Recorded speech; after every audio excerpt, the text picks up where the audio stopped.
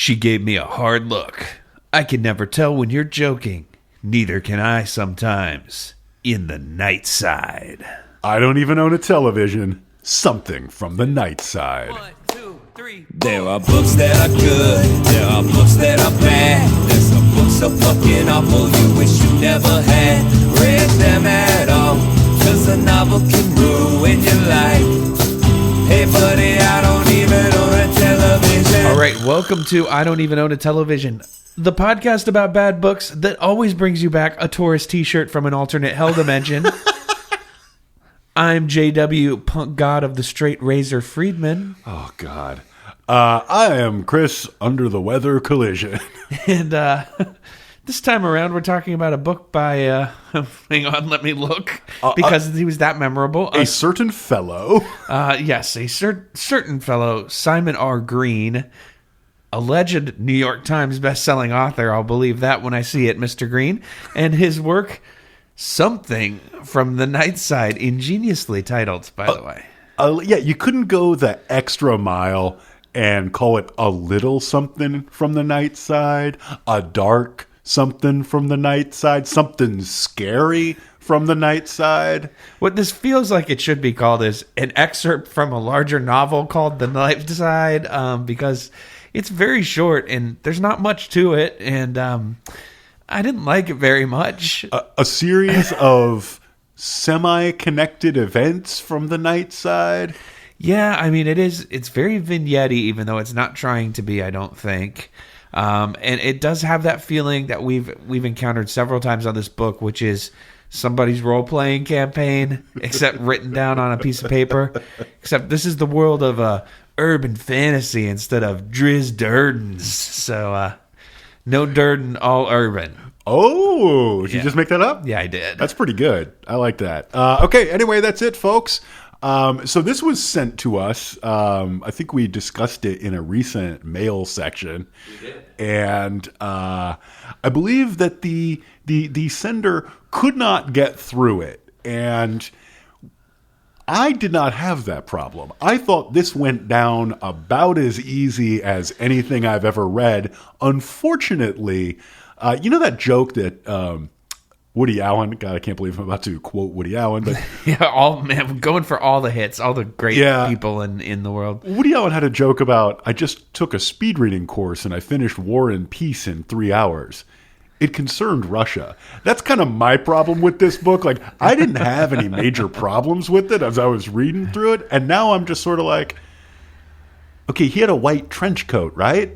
Yeah. And that's all I remember. Yeah, I mean, it really, this really felt like, you know, we stay away from young adult stuff a lot of the time on the show because we don't want to talk about, you know, stuff that's written for people who aren't us. You know, this was obviously written for a different demographic than us, et cetera, et cetera. This was obviously written for adults, but has the heft, I would say, that one would expect from something written for an audience, primarily, say, 13, 14-year-old boys. Or an audience that the writer doesn't take seriously anyway. Yeah. This book has a very, well, that'll do vibe to it. Exactly. And everything about it feels very cursory. It's a book about a detective. Surprise. He's Philip Marlowe-esque detective. Yeah. Is he a kind, gentle kind of detective? Certainly not. Does he care about people other than himself?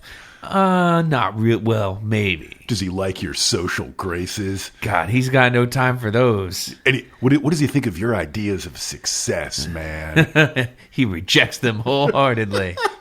Does he have an apartment to go home to? Hell no. No, he sleeps in the office. It's that kind of book. Our hook here, what makes him different than other detectives, is he has access to a secret alternate dimension. Yeah, he's not like other detectives. No. He can go to the Nightside, which what is the Nightside, Jay? It's kind of like a theme park for juggalos.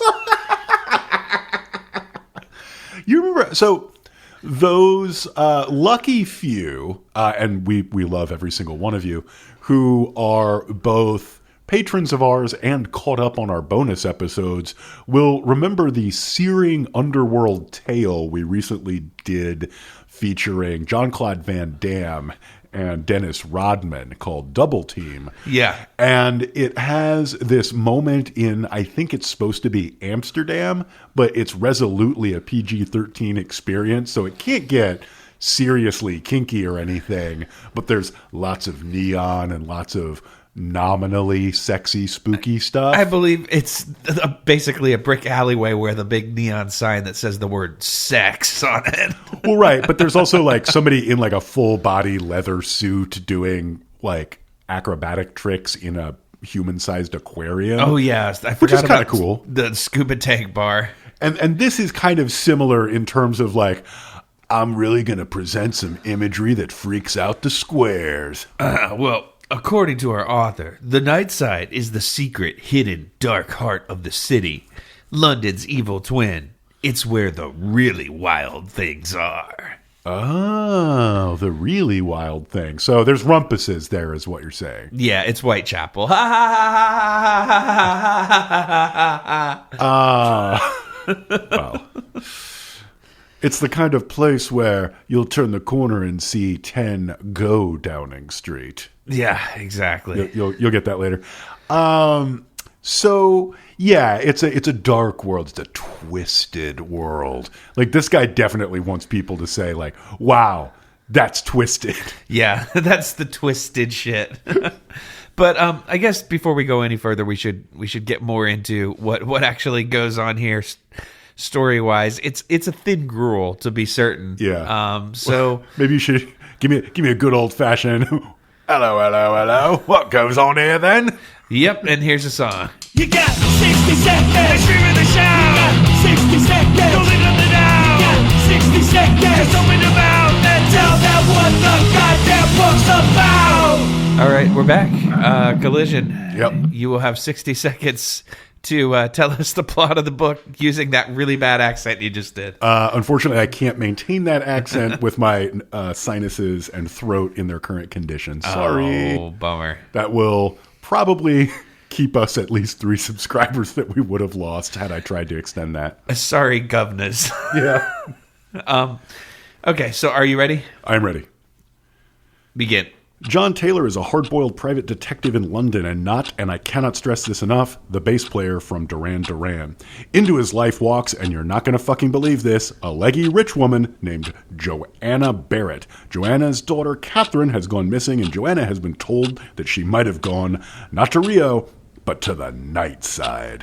Is there something I should know about the Nightside, Joanna asks. Save a prayer, John Taylor tells her, because the Nightside is hell. Hell on earth. Hell in London. So, I guess, Croydon? Depraved nuns, monsters, sexual perversions, even bars where people order vodka and prune juice. But John knows the Nightside well, because he is from there, not from the ordinary world. John and Joanna go to a bar, to a retro 60s diner nightclub thing, a warehouse inhabited by heavily armed UFO abductees, a desperately run-down future world inhabited only by giant bugs, where they see girls on film, A View to a Kill, and A Union of a Snake, respectively. But John's reflex is good, and his ill-defined mind powers are up to the task, and he and Joanna discover that Kathy has fallen prey to a monster that looks like a house. And it's eating her, and it conjured Joanna into existence to lure John Taylor back to the Nightside for reasons that are never satisfactorily explained. But John and his friend Shotgun Susie, I'm not making that up, get the drop on the house and kill it, and the trap that the house was hungry like the wolf comes undone. And John and Kathy decide to partner up and detect in the Nightside. Good. I think I went a little too long, but you know, those Duran Duran references weren't going to get themselves in, so.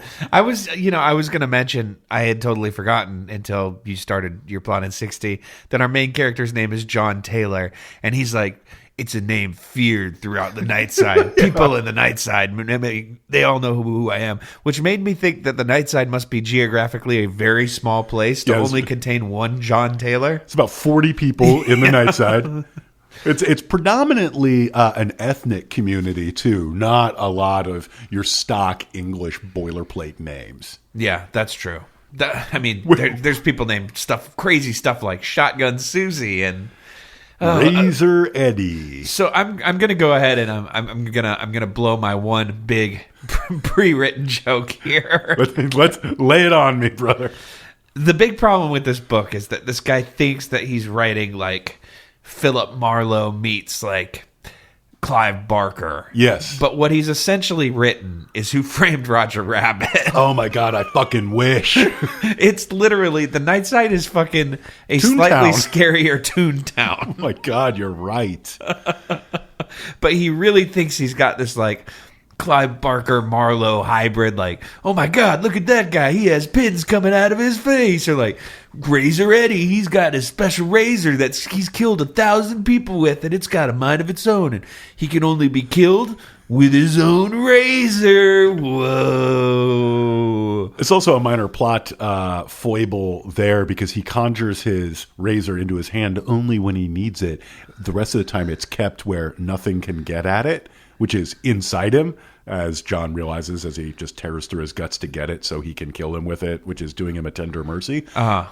Except that the people who want to kill Eddie, who can't get at it, I believe are bugs that are eating him from the inside out. So if they can get inside, they could find... Anyway. Yeah, well, the ones who are, still emerging from him are still in their larval state, perhaps, and they haven't yet, developed appendages to grasp. Good enough bug strategy. Pearl-handled straight razor. Right. But yeah, this book, by the way, in case you haven't figured it out, thinks it's really edgy, but in like the most, like, I don't know, just adolescent sort of way possible. Yeah. There's this is one of those books that's really horny but has no sex. There's a whole lot of like gratuitous gore and violence, but like none of it really feels gory or violent. It feels perfunctory. And there's bad stuff too. Yeah. Yeah, there is. But yeah, I don't know. Like the whole thing just felt so Toontowny to me. Yeah, I think that I wish you'd said that as I was starting it, because I think I would have enjoyed it a lot more if I were picturing Toontown level weirdness. Because say what you will about Who Framed Roger Rabbit, that movie is fucked up. And the novel it's based on is actually incredibly fucked up. Haven't had the pleasure. Sometimes I think that it would be a good episode because it's not the most well-written book, but it is really weird. Mm-hmm. And it's actually, the story is quite different, and it's a pretty decent murder mystery, actually. It's called Who Censored Roger Rabbit? And it's not bad. Huh. But it's definitely... We mostly focus on bad books. Yeah, exactly. So it's definitely got a lot of what this book is going for, which is, oh, look at this weird alternate dimension, except the weird shit is actually weird. It's not just like, they went into a fucking crazy diner and had Coca-Cola that tasted like it was from 1960. This book has an entire paragraph, or chapter, essentially, dedicated to telling you how great Coca-Cola used to taste, which I found pretty amazing. Especially because this came out in 2003, and as they're going to the 60s diner, John, he's roughly 26, and... They're both of drinking age. I think that's important to mention. They are both of drinking age. They've gone to a bar by this time in the book. Yeah. And Joanna's about his age, I think. She must be a little bit older because her daughter is something like 16. Yeah, but that doesn't matter in this book. There's no actual logic at play here. But she says, I lived through the 60s once already and I didn't like it. I know. With that line made me do a double take too. I'm not sure the math tracks here. Yeah. No, I think that was the author kind of maybe speaking a little bit for the characters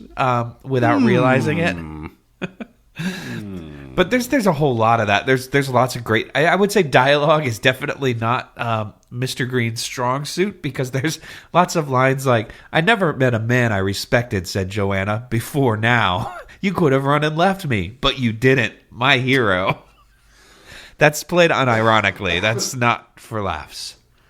Yeah, but he's also not super duper great at straight description. A lot of this book is... John explaining to Joanna the people she's encountering and the weird shit she's looking at. And when he's not doing that out loud for like 4 paragraphs in a row, sometimes he's just doing it in his head. This is him on his favorite bartender, Alex Morrissey. The word is, Alex was born in a bad mood and has only got worse since. Permanently seething, viciously unfair for the hell of it, and notoriously cavalier when it comes to giving you the right change. And that kind of formulation where it's like, bad thing, then tiny thing, supposed to be a joke, is relentless in this book, and it's almost never as funny as that one is. Yeah, I Like, mean, that's a good one. What's funny is how often the author goes to this particular well and thinks it's going to impress you. Yeah. But mostly it's filled with things that are just telling you about how the Nightside is kooky and scary. and I will say this book it never actually says something from the Nightside, but it gets close a lot. And man, the word Nightside in this book, if you made a drinking game out of it, it would die. be something else. Yeah. Also, is the Nightside a proper noun? Oh, yes. Capital N, Nightside. Super capitalized. This is a hell of a place, Joanna said abruptly. Oh, God. Sometimes literally, I said. But it has its attractions. Just as it's always the bad boy that makes the good girl's heart beat that little bit faster, so it's the darker pleasures that seduce us out of the everyday world and into the Nightside. Wait. So That's dialogue. how do I get to the Nightside? Oh, yeah, that's the best part. Is it giving into my darker pleasures, or is it taking like No, a subway line that's very hard to get to? you get to the Nightside via a series of side tunnels in the London Underground, and it leads to a secret door where you need to know the secret password to get in. The password is Nightside. So, is there one Nightside for the whole world? Or is this just for London's? And is there like one for Rome? Is there one for Dakar? Is there also one for like Poughkeepsie? I mean, this is explicitly described as being the dark side of London, but then later on he talks about how the world needs a Nightside, and if that one wasn't to exist, there'd be another one in its place. And so in my imagination, every major city has a Nightside, and they're probably all different. They're probably all filled with different types of kooky characters. Like some of them might have, I don't know, switchblade Susies. Oh my God, not even a shotgun Susie. Yeah. Wow. Or like, what if a nun with a machine gun? That's hot. Or what if evil monkeys that dressed like robot warriors? What if a nun with a machine gun, but also a knife, but she gets to her switchblade knife, and you realize she's actually wearing a super sexy garter belt and stockings? It's that type of book. At one point, And what if she's in a gang called the Bad Habits? Oh, God. Are they a gang or are they a roller derby team? The world may never know. At least until the third book. Where does Shotgun Sister One Bad Habit come from? Is that a Rye Coalition song? Oh, fuck should I know, man? I'm pretty sure that's a Rye Coalition song. So I want to harken back to something you said a few minutes ago where you said that they never actually say something from the Nightside. May I correct you? May I correct you on this point, my friend? Can I ask you to do two things for me? Yes. Can I ask you to turn to page 230? Oh, no. And can I ask you to look at the last 4 words on that page? Oh, no. Oh, Have yes. we done it again? OYES. Oh, my God, you're right. I admit I wasn't paying a lot of attention by the end of this, but just another predator, I said. A little less obvious than most. Just something from the Nightside. Boom! Nice. Boom! Nailed it. That's the sound of a typewriter carriage being hastily slammed to the right and a ream of paper being thrown on the desk. Publish this, motherfuckers! Stephen J. Cannell style. Like, you know that Simon Green, he might not have teabagged his own typewriter, but you know he thought about it. Is this the first... I feel like this is the second book that we've read that has an ad in the back for a Sookie Stackhouse novel. I think it might be the first, but I don't know. I don't... You had to talk to me about this when we off air one time. And I didn't really know who Snooki Stackhouse was then, nor do I now. I can't remember the name of the show now, and I should. It's not True Blood, is it? It is True Blood. Yeah, that's it. Yeah, she's one of the characters from True Blood. I think you told me sexy cable vampire show, and while I'm sure that there are many such, my small brain is only capable of remembering one. But see, they're Southern. That makes it different. They're Southern from the South. Oh, so they're a little sultry? They're a little Sookie Stackhouse. They little Cajun flavor in their blood. Basically, yeah, they're Cajun vampires. Oh, Sookie now. Bam. I'm as confused as you are, some listeners. Although I'm going to guess that with the people listening to this show, penetration of True Blood is a little higher than in the normie community. That wasn't a True Blood joke. I was just trying to make Sookie sound like that song Silky. It says, oh, Silky now. Well, wow, that was a low point for me. Should we do some high points, low points for the audience? I guess we should. Here's a song that is an actual song. High points are high, and low points are low. High points, low points, get ready to go. All right, so high points, low points. This one's going to be hard because this book is, I would like to say, a perhaps a bit of a nothing burger. So while it doesn't really reach the horrible depths of some of the things we'd read, I'd say its distance from the towering peaks of literary majesty are pretty. It's got a long way to go. It's got a long way to go. So these will be our middling points to middling low points. Right. I guess we should start out with high points, and I'll start with mine. There's one part that I really liked that was on page 26. Let me find it here. Page 26. This is when they first get to the Nightside, and we're getting one of our... By the way, most of the descriptions of the Nightside in this book are delivered via dialogue. The ones that are actually delivered from the narrator are some of the more mundane ones, and this is one of those. The posters were strange, disturbing, like scenes from dreams best forgotten. Famous faces advertised films and places and services of the kind normally only discussed in whispers. So this made me wonder if this was like in the 1980s and the 1990s when like famous like Hollywood actors wouldn't lower themselves to being in television commercials. So there were like entire websites that were just like, here's Arnold Schwarzenegger in an energy drink commercial from Japan. Right. Like, do you think that was what was happening in the Nightside? That made me kind of happy, just because this book is, late 90s, early 2000s. I think 2003, 2004, somewhere in there. Yeah, so I like to imagine, maybe like Jennifer Aniston or David Schwimmer or somebody up on a poster in the Nightside doing an ad for like fried vampire bat wings or something like that, because they don't know it would lower their Hollywood stock. You might say, Jay, that here in the Nightside there's no rules, but everything is just wrong.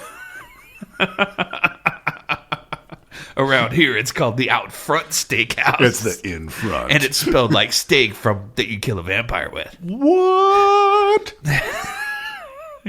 That's the level of social commentary that you could expect from something from the Nightside. Yeah, Tales from the Nightside is the anthology version of this, which differs only in that the chapters are presented as short stories instead of nominally part of a greater narrative.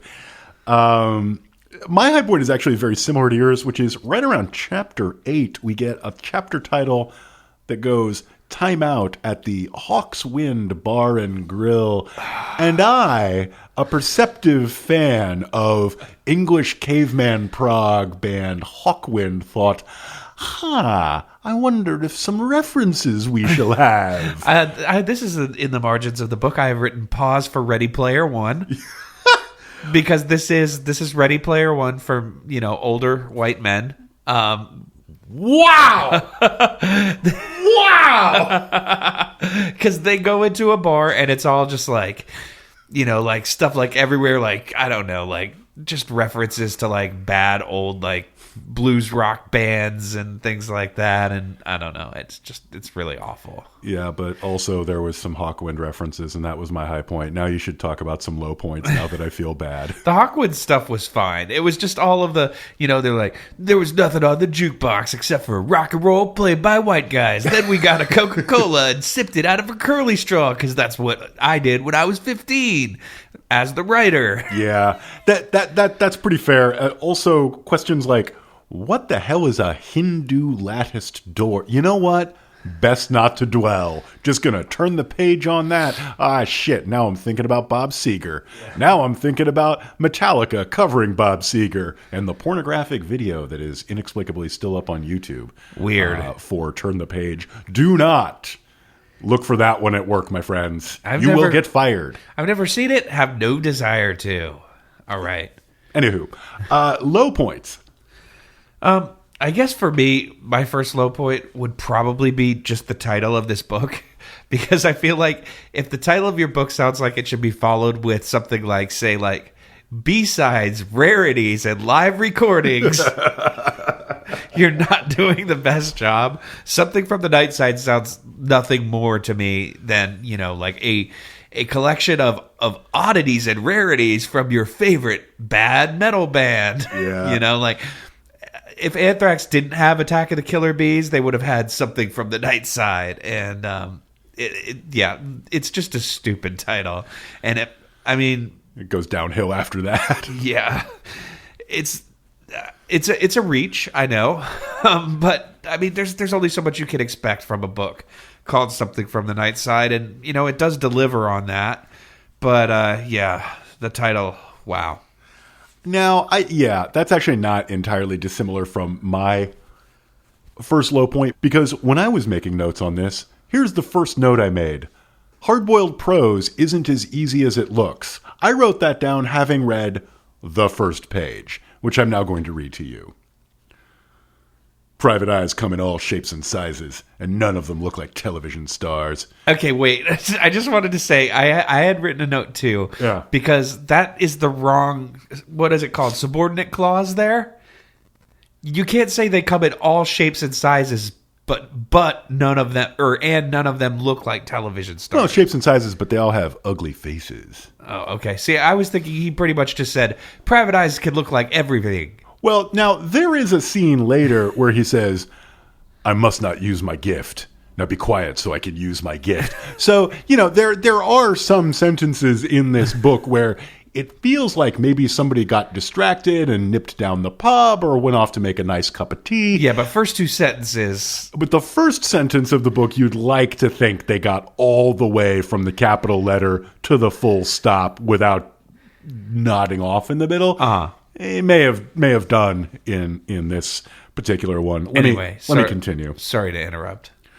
Some do insurance work. Some hang around cheap hotels with camcorders hoping to get evidence for divorce cases. And damn few ever get to investigate complicated murder mysteries.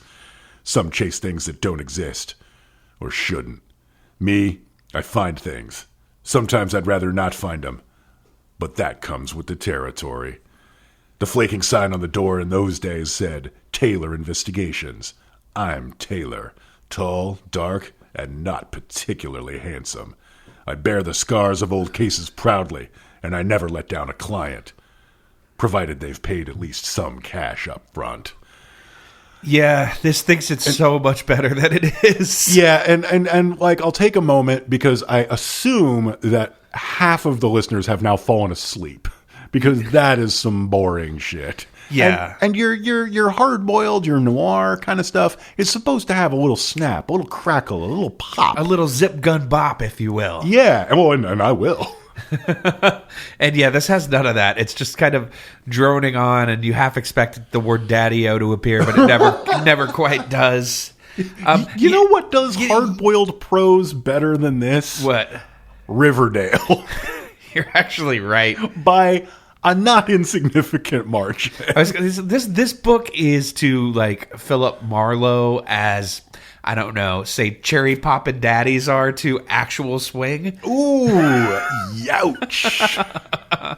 And it has the same vibe as kind of like a Cherry Poppin' Daddy's record, where you just expect a whole lot of giant neon suits. And, Jim Carrey could appear in this book at any point and go, "Smoking!" And I would not be surprised in the slightest. You wouldn't bat a fucking eye. Wow. Now I wish I would have read this whole thing imagining it as the mask. I think someone took it down off YouTube, but for a long time there was a YouTube video that was my favorite thing to link to. That was it was like 10 seconds long, and it was just the very end of the theme song, and it went, "This is the mask," and then it cut right to Jim Carrey going, "Smoking," and that was the end of the video. Why would you link to that? I don't know. Just to annoy people. Yeah, that's a big mission accomplished there, good buddy. Second round of low points, I guess. Oof. I mean, do you think you can find something negative to say about this book? I had to reach pretty hard, but this book is written in 2006, has the sensibilities of the early 80s, I would say, where there's some fairly transphobic stuff in it when he's talking about the weirdness going on down there, where he's like, "It's a man dressed like a lady," and that kind of stuff. But amongst that, he also describes a dwarf in full Nazi SS uniform. Now, nothing better for a punchline than somebody who's different than you wearing the uniform of history's greatest massacre. Now, I couldn't figure out if he meant someone with dwarfism or a fantasy dwarf. Oh. And I figured he meant like a fantasy dwarf, which Gimli, really no. ticked me off because everybody knows that fantasy dwarves are the Jews of the fantasy world. That's the way it's always written. I'm not touching this one. No, it's true. That's the way Tolkien always wrote them, to be incredibly stereotypical Jewish stereotypes, and don't put them in the SS uniform. Make it an elf or something. The elves are obvious. No, never mind. I'm not touching that way either. But anyway, yeah, if you have to make people work this hard to try to justify your punchline, maybe you could have worked a little harder to come up with a better punchline. But yeah, that's how we were in a weird world. There's someone wearing a Nazi uniform. It's like, bro, I can see that at like 6 different concerts in the city on a weekly basis at this point. Right. Not saying I'm proud of it, right, but it happens. Not saying I'm thrilled about it. Yeah. And at least about half the time, the crusty kids come in with their bandanas pulled up and cold cock some of them. Yeah. This when your scary nightmare terror world sounds a lot like the outside of the Park Side before like the reunion show of a shitty punk band. Yeah, there's problems. You know what's scarier than any image in this book? Although there is some pretty fair gore that I imagine we'll get to a little later. But yeah, he's good at gore. Sort of. But you know what's scarier than anything in this book? Finding an ear on a lawn. You know what's scarier than anything in this book? A guy rejecting an imported beer and asking for a cheap American lager. You know what's scarier than anything in this book? Seeing Isabella Rossellini naked, which in many circumstances I think a lot of us would not find particularly frightening, but in some contexts is the most terrifying thing you've ever seen. Agreed. Anyway, that makes me really mad at this book because, you've established, and I think you're right, that you have to have a city of a certain size to be worthy of a Nightside. Yeah. Right. So probably there's a lot of zoning regulations. You have to apply for a grant to get it. You're not going to get a Nightside, say, for your suburban. No. Suburban Nightside is totally different. And apparently much more frightening. And that just makes me sad because I'm a fan of cities. Yeah, exactly. No, you need to have a certain population density, I would say, and a functioning public transit system, because how else are you going to find the tunnels? Oh, maybe a shuttle? Oh, that's true. Like it could be like those buses that you take to the Grand Canyon, or like I've never been on one. I'm just thinking of the Beavis and Butthead movie, right? Beavis and Butthead, dude, the Nightside. That's a viable sequel to me. Hey Beavis, that chick's got 4 boobs. God. I'm gonna do my last low point. there's a moment where he's using his ill-defined psychic powers, which most of the time just allow him to find anything. In my mind, it was kind of like his psychic powers are kind of like those sort of like 3D glasses that you get in like he's basically going all magic eye. Yeah, exactly. Like he could like see outlines of stuff through walls, like in a bad video game or something. Yeah. It's very much like that, except at one point he's doing it and he calls it his private eye. And I thought to myself, oh, that's actually pretty good. And then I felt such a wave of self-loathing wash over and through me. Yeah, it's brought you down to the level where, him referring to his private eye, you're like, hey, that's pretty clever. And then I was like, no, it's not. Go lie down. And plus, you know that there's probably a better book out there that has the same premise that did it first, because everything here is like kind of a 2-bit version of something else. Yeah. But let's move on to high points. Yeah. And mine is the highest of high points because I realized it about halfway through, and it made reading the book from that point on a joy because I was so excited to get to each chapter where we encounter the same font that Elon Musk used for Cybertruck. Oh, fuck. The chapter titles are in the Cybertruck font. Oh my God. And it made me so happy. Can you take Cybertruck to the Nightside? I think once you have Cybertruck, you're already a permanent resident of the Nightside. Comes with a visa to the Nightside. There's just goblins throwing metal balls at your window. Oh, that's bad because it turns out those windows, they may be bulletproof, but they're not ball-bearing proof. It's very true. No. Bullets, fine. We can withstand those. But if any of those assholes has a wrist rocket, we're so fucked. Wait a second. Yeah. So we've established any city with a large enough population density has a Nightside. Uh-huh. Why do you think Elon Musk is really trying to drill under Los Angeles? To get back from whence he came, perhaps? Is this like is all of life a stealth prequel to mediocre 80s horror movie Nightbreed, to which this owes not a little debt? Yeah. I actually kind of know. I liked Nightbreed, the book. The movie, not so much. That's Clive Barker, though, by the way. Right. The second time now we've mentioned Clive Barker because... forgot his name again. Mr. Simon Green really probably should write out some royalty checks. Well, as we'll talk about later, once he starts, he's going to have a tough time stopping. The influences are not seldom, and they are not well disguised. Yeah. So I owe you a high point, and this made me laugh out loud for reasons I cannot entirely explain, but they've fallen through a time slip, capitalized, into the far distant future, a future so cold and grim and lifeless that the very bricks of London themselves crumble like dust to the touch. Uh-huh. And he meets his most dangerous Deus ex machina friend, Razor Eddie, punk god of the straight razor. Yeah, that's where I got my cool nickname from. Damn it, it gave me away. And Razor Eddie is so powerful that he cannot die, and so mean that he can't be counted on or trusted, except he's good friends with John Taylor. And John Taylor hears this from Razor Eddie. John Taylor, after all this time, you bastard. God damn you to hell. It'll never be all right. Never again. This is all your fault.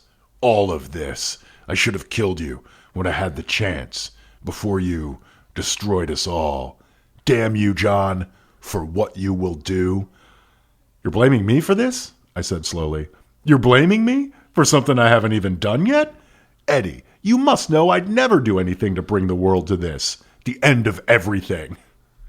And there's just something absurd and delightful to me about somebody saying, you know I'd never end civilization. Come on. Come on. Like the guy in the $5,000 suit would end civilization. I don't know why, but like I laughed out loud when I got to that. I was like, look, a little ethnic cleansing. Yes, John Taylor, could be responsible for that. But the end of everything? No way. No, not me. No. You're thinking of a different John Taylor. You're thinking of the bass player from Duran Duran over here. Or probably at least 3 minor league baseball players. Oh my God. I actually worked with a guy named John Taylor who was in a band called the Shit Fucks. That's not the only John Taylor. That's probably not the only John Taylor who's been in a band called the Shit Fuck. Exactly. I feel like I'm not giving away any incriminating information because there's, that is literally like having your main character named like Jack Smith or something, and then being like, it was a name that was known all throughout the world. Well, of course it was, because there's a billion of them. Yeah, it's like Ivan and Mohammed are the only more common names than John Taylor. I like, there's a few more things I want to discuss just real briefly. Is the way time works in this book. It's either compressed or stretched to kind of suit the narrative, because this book just jumps all around the place from set piece to set piece. It's very like movie-ish or video game-ish in a way where it feels like it needs to have, these big quote-unquote action sequences that are never really very action-packed, or a stunning revelation every so often. But the way it gets there is sometimes they'll happen, you'll read say 60 pages and realize the characters have walked a block and a half, or things like that. Like, one of my favorite moments in this book is at page 64 when the Razor Eddie character is first encountered. He says, "I heard you're looking for a runaway.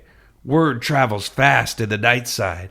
At this point, Taylor has talked to exactly one person in the Nightside other than the woman he arrived with, who was a bartender. So word must travel really damn fast in the Nightside. Like perhaps the bartender said, "Hey, Eddie, this guy's looking for a runaway." That shit just bugged me. And then literally after that, there's a part where like I said, the two of them are walking, talking about all the crazy shit they're seeing, and oh man, the Nightside's so weird, and blah blah blah. And this goes on for like 25 pages, and then he's like, they encounter some monsters or something, and he's like, "I turned around, the door to the bar was still only 2 blocks away," and like then space and time begin to stretch out and all this shit. But it's like you realize like, I've just spent 30 pages reading about people having a conversation while walking 2 blocks. Yeah. Yeah, that would be a fascinating question to ask. How much time does this book really cover from start to finish? It could be anything. I mean, like this entire narrative could take place in 4 or 5 hours. It could be months. It could be 2.5 hours, like the runtime of Mark Wahlberg movie Max Payne, or it could be an eternity, like the experience of trying to watch Mark Wahlberg's movie Max Payne. I like that you would know it as a Mark Wahlberg movie and not like a very famous video game. I don't care about video games. I care, dude. Jay, it's the first video game with bullet time, which they got from The Matrix, which is a movie. Yeah. Well, that's how you know it's a good game, dude. It's cinematic.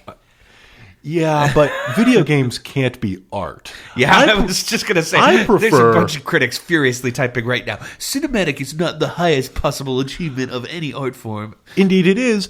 I prefer things that are, in fact, like art.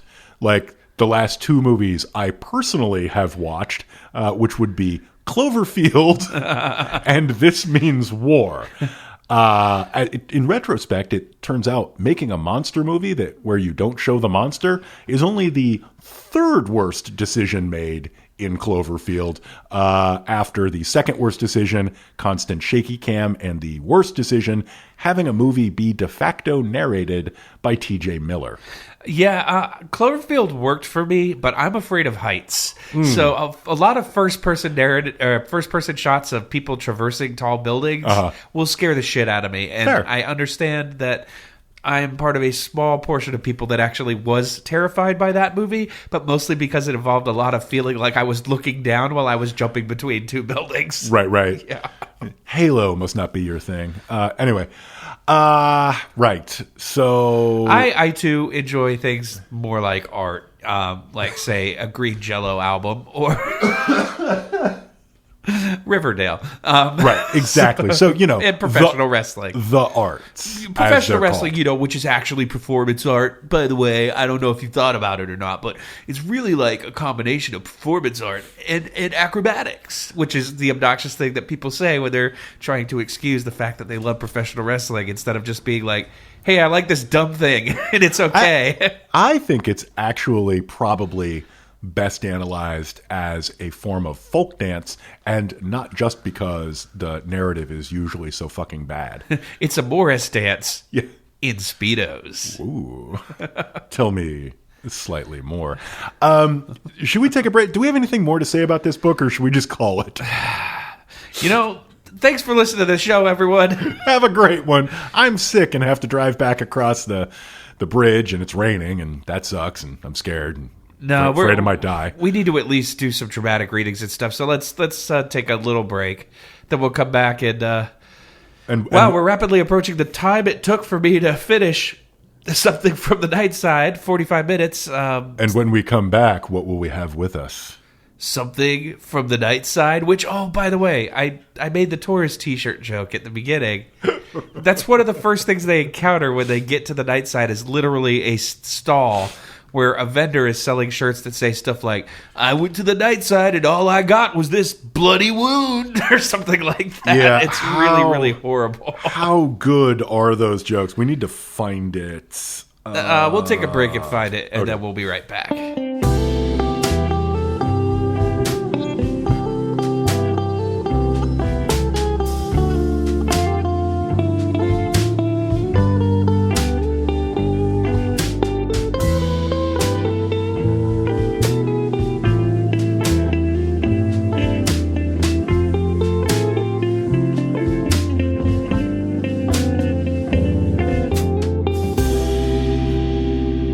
All right, we're back. We found the jokes. They weren't worth reading at all.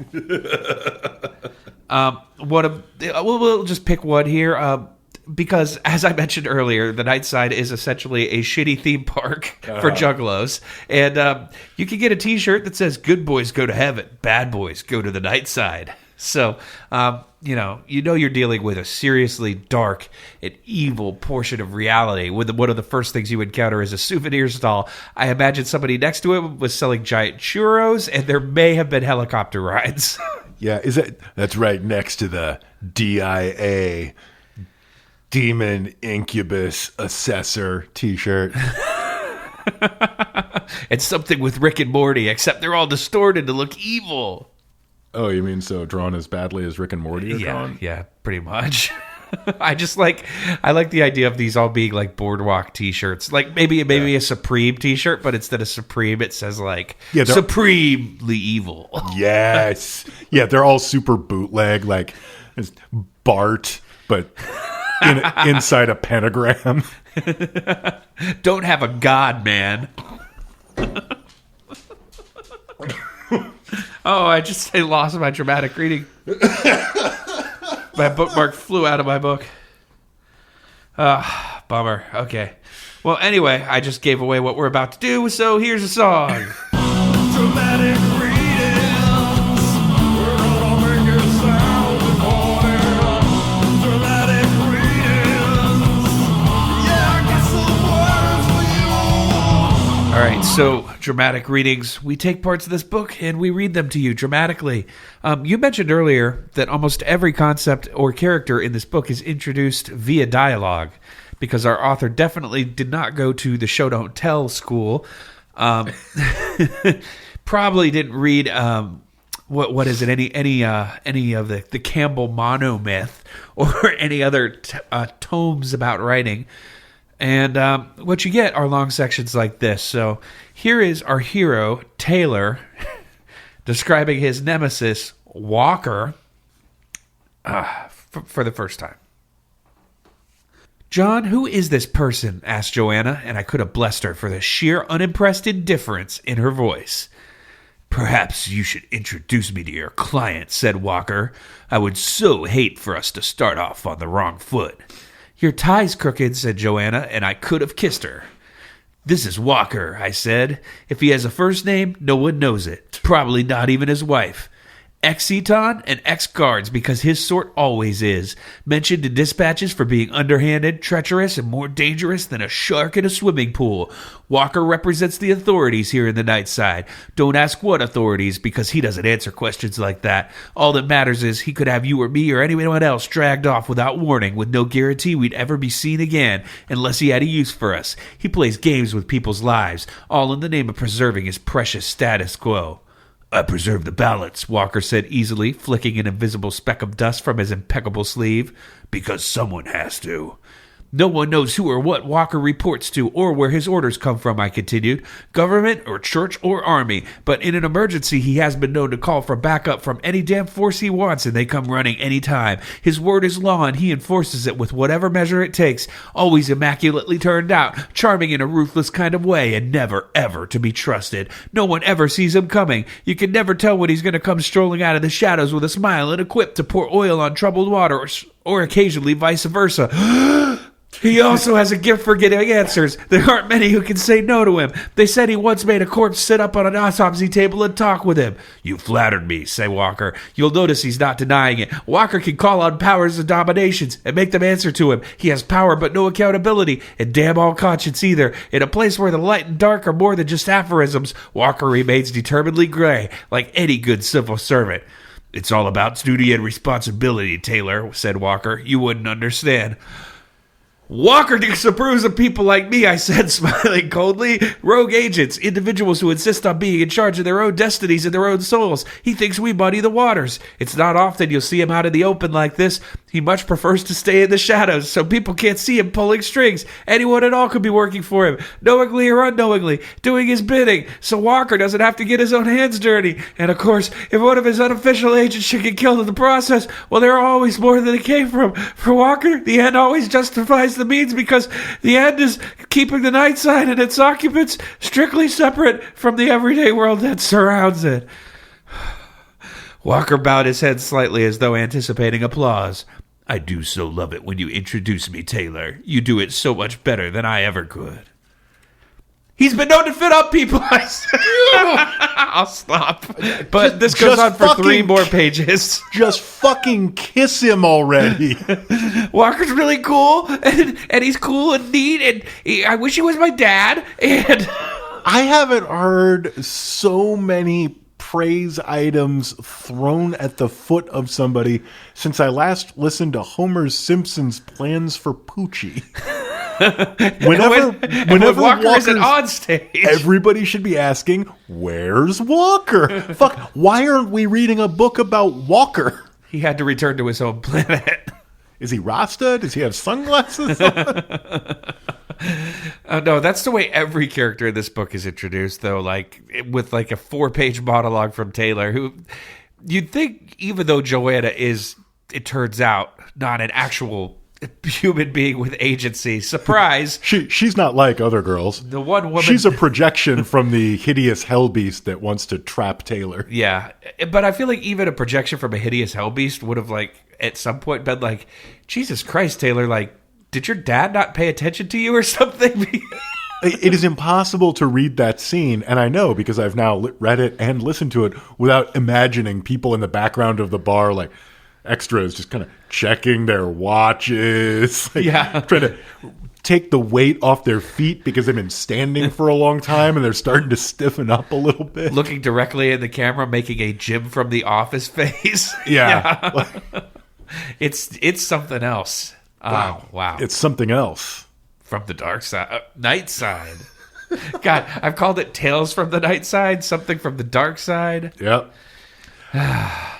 I'm still catching my breath. Introducing Walker got me all tired out. Yeah, you're all tuckered. Luckily, I'm not going to give you much of a break because my reading is going to be shorter because I just don't have the stamina for something super long. Gore, however, I promised you, and gore is what I shall deliver you. But gore of the style say that a 14-year-old might write.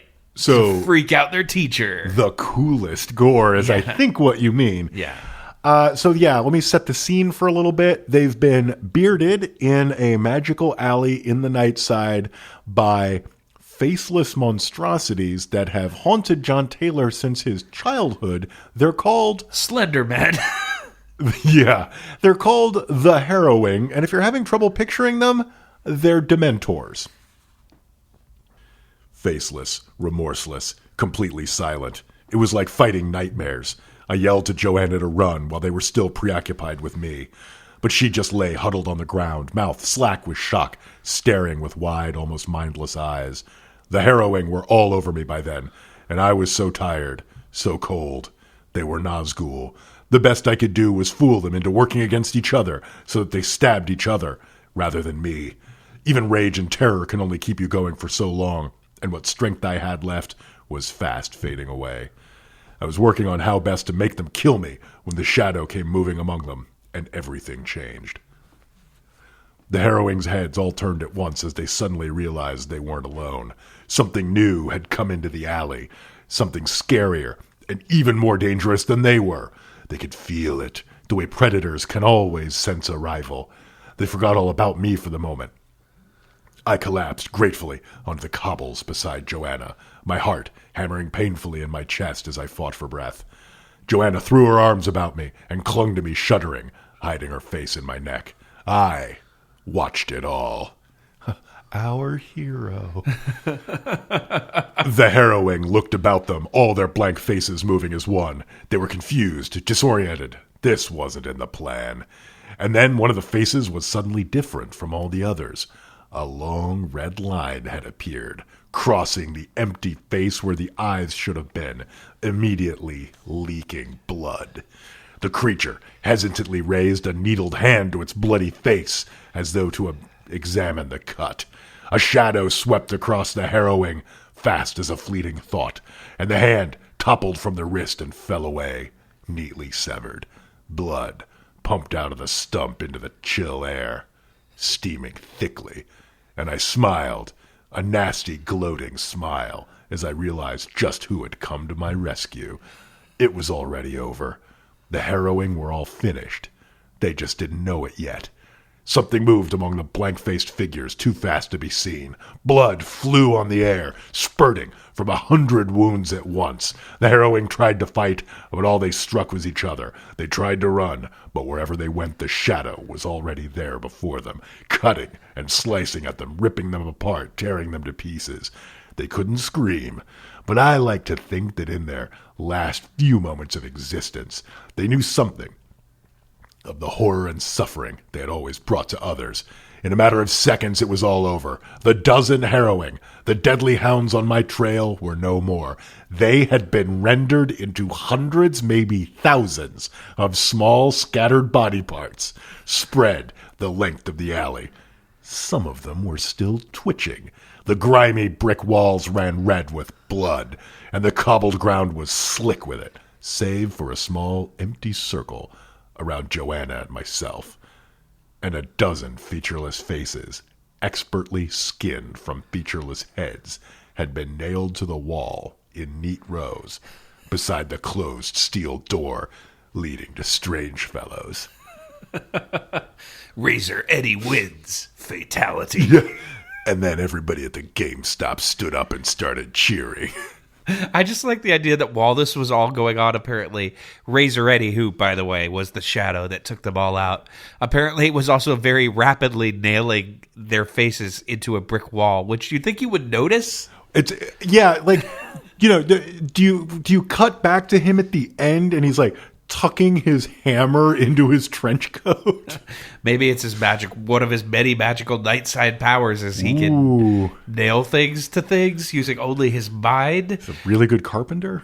I just noticed while you were reading that, I don't think our hero, John Taylor, he wins one fight at the very beginning of this book with some yuppies, quote unquote, in a bar. He doesn't win that fight. The bouncers take the yuppies out. Yeah, I don't think he actually wins any of the fights in this book. He's rescued by a bunch of different characters. Smarter man always walks away from a fight. But he does it. He charges into them headlong and then is rescued by someone stronger than him. Or someone with a shotgun named Susie. Yeah, there's an earlier scene where somebody says, oh, actually, at the end of this scene, he's like, Eddie, you knew this was going to happen? Of course. Why did you let it happen? I wanted to see if you still had it.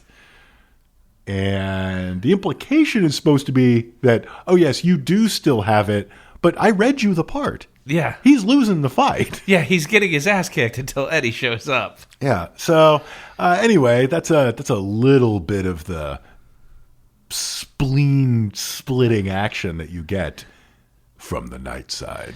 It's very, the gore in this, as you were reading that, and the reason I made the fatality joke is it's at the level of, say, Mortal Kombat 1 or 2. It's the kind of thing that when you were 13 or 14 years old, you would have gone to the arcade and gone, oh my god, that dragon just bit off the top half of that guy! Blood. And bits of sick. And bits of sick. Exactly. It's very Garth Marenghi, Dark Place. Except, I'm going to be honest with you, a little less funny. Yeah, just a little. Just a little. Let's play another game. Let's play one we never, ever get to play. Okay. Let's play a little Ripping It Off.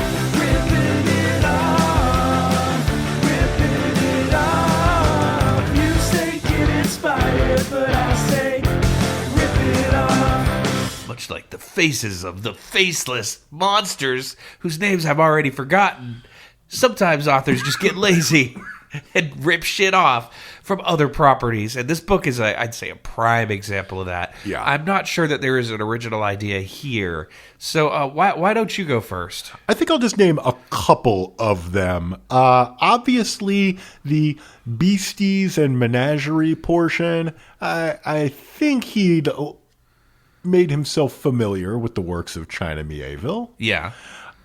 There's one paragraph in here where he's kind of describing himself as a knight errant with battered armor and bruised lance. That is almost verbatim from more than one John MacDonald Travis McGee book. Ooh. That was a little...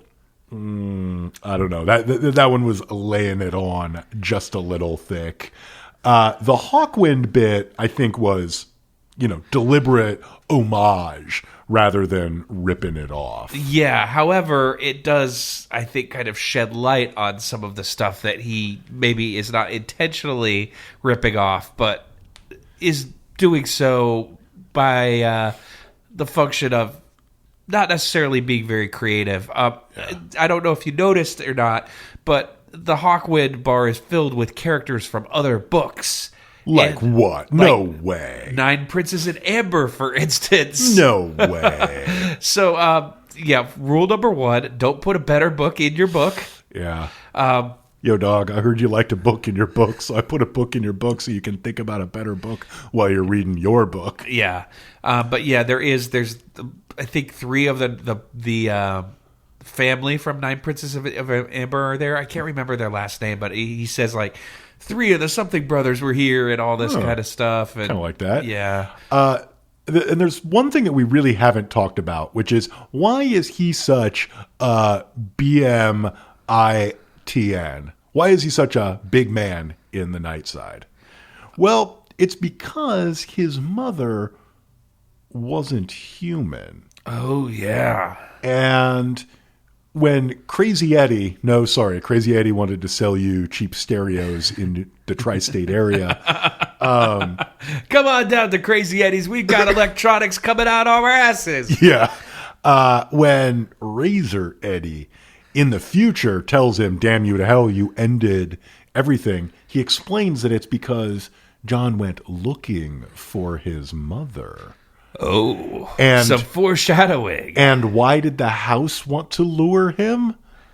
Because of his mother? Something, his mother. So also, he's apparently Hellboy, but with a mom. Oh, you're right. And yeah, it's just real tiresome because that's clear from about page 20, but they don't spell it out until 5 pages from the end, which is to say 5 pages from page 230. Yeah. I think, the obvious rip it off points are all over the place here. I had a book when I was younger called Tough Guys and Dangerous Dames that was a compendium of a hard-boiled detective fiction. I'd say just about every writer in there is ripped off explicitly, like all the heavy hitters from the noir genre for sure, the hard-boiled genre. Clive Barker, as I mentioned before. There's also... just the whole vibe of the book, as you mentioned, kind of does have that Hellboy comic book kind of feel to it. I'm trying to think of anything else more specific. Oh, you've got. I mean, this is a book where the antagonist is a fucking house. So I think it actually predates House of Leaves, but you could go there if you want to. There might be a Davidson record somewhere of this house. Who knows? We should note that there's a minor character in it called the Collector, whose superpower is collecting things, like the Marvel Comics character whose superpower is collecting things, whose name is the Collector. It should be described, though, that the Collector in this book, the way he's described physically made me laugh out loud, because he's essentially wearing like a zoot suit and a fedora that's too small for him that he got from Al Capone. And in my mind, all I could think of is like, hello, milady kind of guy, Yeah. A very internet-y description of this character. So yeah, he's also ripping off the Something Awful forum's sense of fashion. There we go. Circa, 2005 or whatever. Yeah. Oh, I forgot about the Collector entirely. Also, in your mind, who did Crazy Eddie look like? Because I could not see. Now I called him Crazy Eddie too.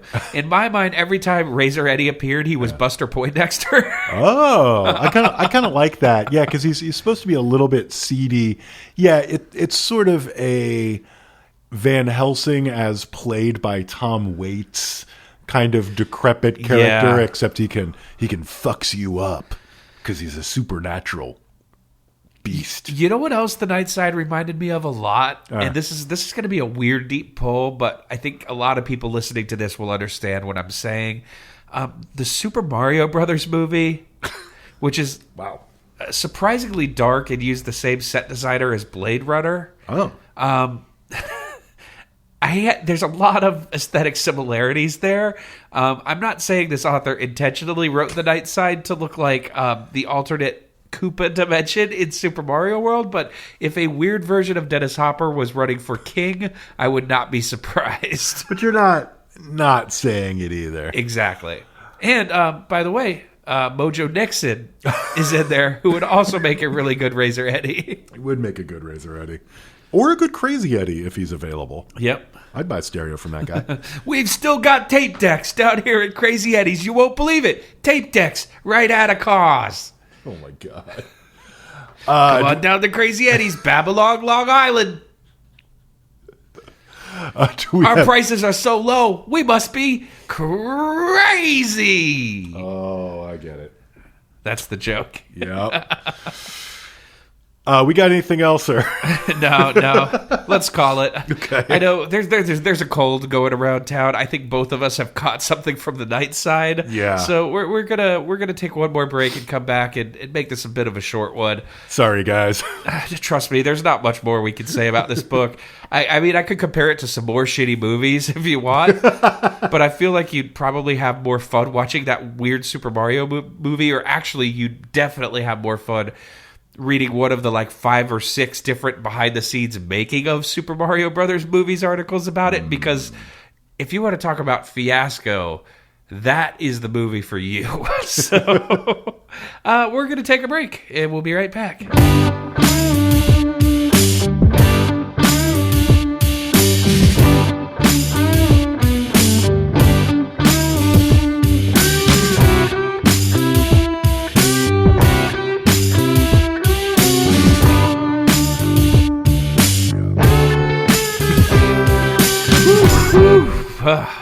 It's nice to be back out of the Nightside and back into the bright side. Q Killers here. What's up, fellow teenagers? Yes. Everybody's favorite, he's riding a crab and something. Yeah, everybody's favorite crypto Mormon band from Las Vegas, The Killers. I still don't understand why that is their iconic song and not When You Were Young, which is a much better song. Oh, you're insane. And also implies that the narrator at one point in her life wanted to have sex with Jesus. Everybody wants to have sex with Jesus. Have you seen no Madonna videos? That's a good point. Have you met no Catholics? Have you not watched even one Martin Scorsese movie? I think for when You Were Young is a much better song. You're insane. That's almost as crazy as saying that Oasis had a second song when clearly they didn't. They didn't? No. Oh, okay. They had only Wonderwall. Anyway, here's Wonderwall. What about the one about? I'm like, wasn't there one about booze? Oh yeah, Champagne Supernova. Fuck, Oasis did have a second song. They did. Man, being sick sucks. Like, how could you forget about Champagne Supernova, dude? That's a really good question. And Champagne Supernova gets bumped up a couple notches in my mind because it is actually kind of parsable. Like, I know what a Champagne Supernova is. I don't know what a Wonderwall is. Here's a cool thing about Oasis songs, though. Yeah. They're essentially like Legos, and you can take pieces from any of them and put them together, and they'll work. Like, you could put the chorus of Wonderwall in the middle of Champagne Supernova. Ooh. If you're feeling a little saucy. Perhaps you're performing a medley at an open mic that you really want to get kicked out of. Fuck, I would love to do that medley. Except, as we all know, I can't sing. Well, neither can Noel Gallagher's. Oh, sir. Sorry. I disagree. All right, so we're going to talk about things we do like now? I guess so. Here's some recommendations. Tune. Not only venom and spite, sometimes with sweetness and light, and we always end the episode by telling you about a thing we like. Recommendations. All right, I'm going to start out with a book that I really enjoyed because I actually had time to read something I liked recently, and it was great. I just came across it totally randomly. I think perhaps one of the hosts of Worst Bestsellers may have tweeted about it or retweeted a tweet about it, but it's called Tuesday Mooney Talks to Ghosts. That's Mooney, Mooney. I know I have a stuffy head right now, by Kate Racculia. I hope I'm pronouncing that right. Could be Racculia. I'm not sure. Really, really cool book. It reminded me a lot of The Westing Game, which is one of my favorite children's books, but it's written for grown-ups. And it's basically about an eccentric millionaire who dies in the middle of a charity auction and leaves behind a treasure hunt. Ooh. So you know what pops into my mind when I heard that, because you listen to this show. There's a player one whose status is prepared. There's some gunters perhaps on the loose. So this had the potential to go horribly awry, but it doesn't. It ends up being a really, really charming book with a really cool, entertaining main character who's basically, this gothic woman who is very dry and has a good sense of humor, and then her neighbor who's like a 14-year-old girl who like is obsessed with her in a really entertaining way, like follows her around. She gets really excited when she gets to hang out with her on Thursdays when her dad stays late at work, and she's like, Thursday's Tuesday day for me. So I don't know. Aww. I love it. But together with the help of another eccentric millionaire, they go out on this quest to try to find this guy's hidden treasure that almost all of the city of Boston is also looking for. And there's a little bit of a puzzle, there's a little bit of a treasure hunt, there's a little bit of romance and a cool, mystery at the heart of it. And it was just really enjoyable. It made me feel like I was a kid again reading it, and I enjoyed it a lot. But it's not written for children, and it's long. So I would check that out. If you're looking for something to occupy your time for, I'd say probably around 500 pages of fun, Tuesday Mooney Talks to Ghosts. Check it out. Awesome.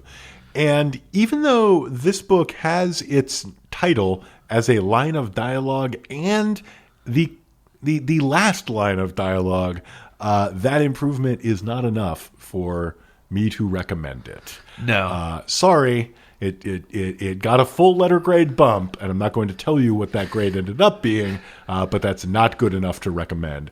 However, I have been a little sick. I have not been doing my due diligence on the book front, so I'm going to break format a little bit.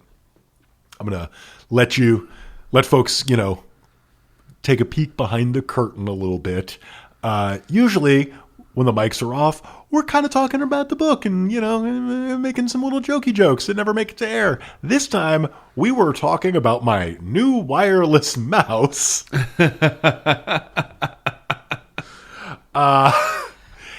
Yeah, so we got nothing. This book has run dry. So my recommendation is actually a wireless mouse. A little bit sad this time around. This is something that Ted Leo wrote for Spin Magazine in 2012 and is available online, and I will link to it. It is called Closer to the Heart, Ted Leo's Life with Rush. Oh, yeah. And true heads will know why this bubbled back up into my life, and it's just a good, heartening read from a time when it was a little less fashionable than it is now, or anyway, a little less acceptable than it is now for someone to present as a serious person, but also present as someone who likes Rush. So yeah. I will link to that and just remind us all, you're not your tastes, but sometimes your tastes actually can be interesting. Yeah. I'm struggling to think of a Ted Leo song that reminds me of Rush in any way. There's not a lot of musical influence there, but I remember the article, and he's definitely very passionate about the band. So. But he can love them. Yeah. And he loved them even when he was a teenage breakdancing Ted Leo. Which I love to think of. So amazing. Yeah.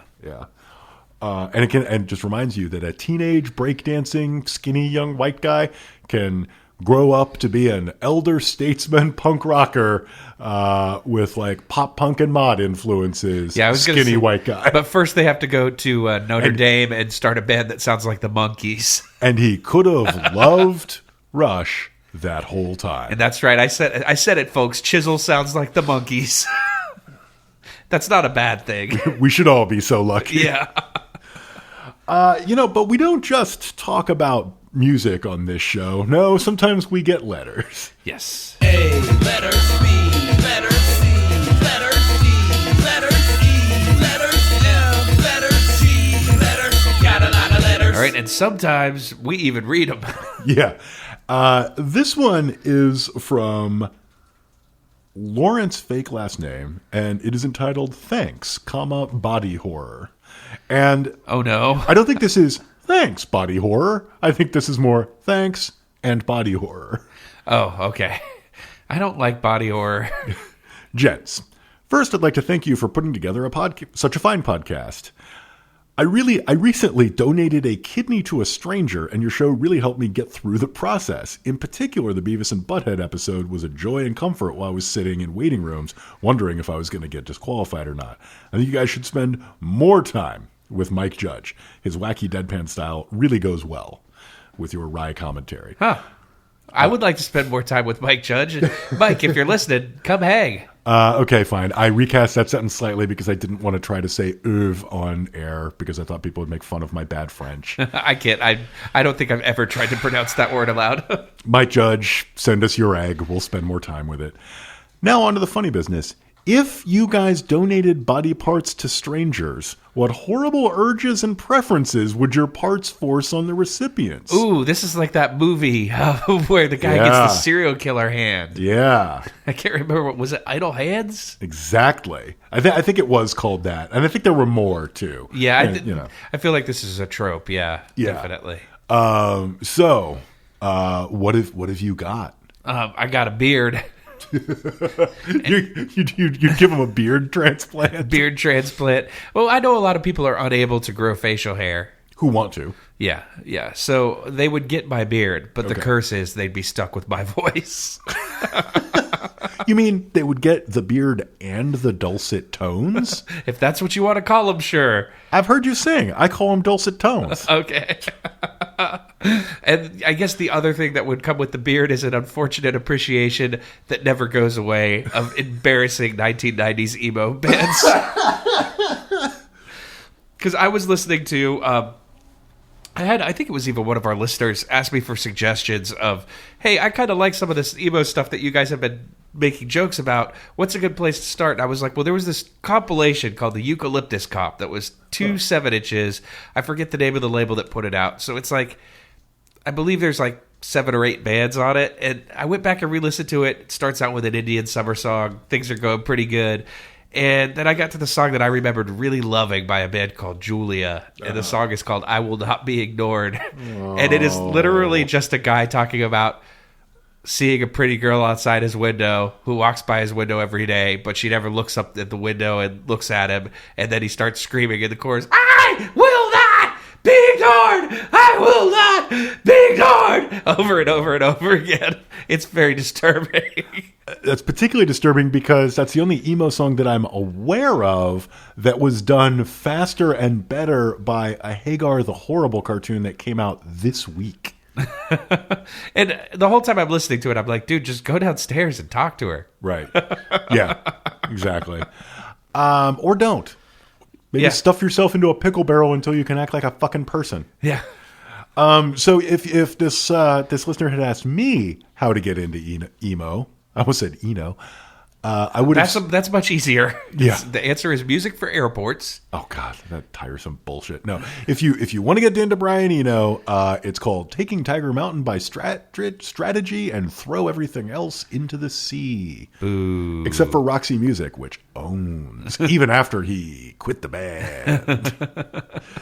I used to get Roxy Music and Moxie Fruvas confused all the time. That's two very different groups. Yikes. I am not going to make any jokes. No, but if you want to get into emo, you buy the Rites of Spring compilation, and then you stop there and walk away. Yeah. No, I disagree wholly. That's what I would have done. But it's an embarrassing genre to develop an affinity for now, I would say. Yeah. So you're stuck with it if you get my beard. There you go. And I kind of wish you hadn't said that because I really only have 2 possible options. And one is about a 5-minute dick joke that I don't think would go over very well. So I'm going to skip it. And the other is to sort of just say the mustache. And unfortunately, the superpower you get from that is a lot of comments about James Hetfield.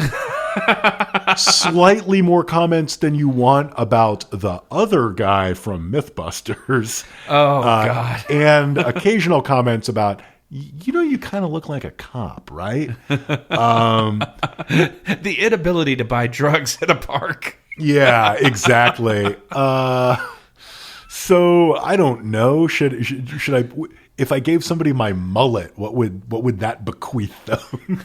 A cool haircut. Yeah, exactly. So I bequeath to you really kick-ass hair and a lifetime of being nicknamed by people who can't remember your name. Yeah. Oh, here comes Hetfield. Yeah. Yeah. Exactly. Yeah. But that sort of external, the urge it would give you is the urge to listen to things that sound almost but not quite exactly like Iron Maiden almost all the time. Well, there you go. And luckily, that is as deep-seated urges that aren't entirely socially acceptable go.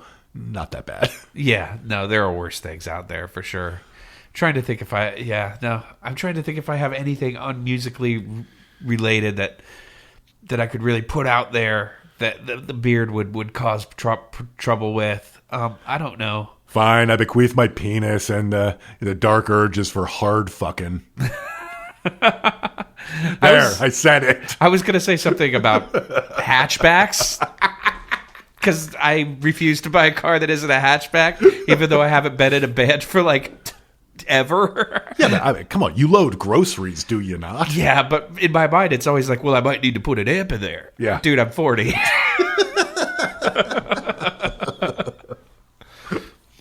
It's cool, though, because all those 90s emo bands we were talking about earlier, well, they're all back together, and I bet they're blowing amps into hatchbacks as we speak after they remove the child seats from the back seat. They're like, oh, God, my back. Hey, Carter, get Caden and help me load up the minivan. My friends are all like, hey, Christy Front Tribe's getting back together. Are you going to go see him? And I'm like, they're 48. Yeah. I don't want to see those guys singing about unrequited teenage love now. That would be creepy. This one goes out to true love, the love I feel for my twins, Haley and Hallie. It's called... No, it's the same song. It's just, I was just now trying to make up a really good emo thing off the top of my head, but almost all emo songs' names just come straight out of like Kurt Vonnegut books or The Little Prince or something, so it doesn't matter anyway. Well, but it's like the third time you hear that one major key love song on the radio, and you're like, wait a minute. This is a Christian band. This love song isn't about the girl next door. This song's about the man upstairs. That's how Collective Soul hoodwinked a nation, my friend. Not just Collective Soul. Switchfoot. I actually think you might have been thinking of Switchfoot. No, I'm Switchfoot, I know, but Collective Soul as well. POD.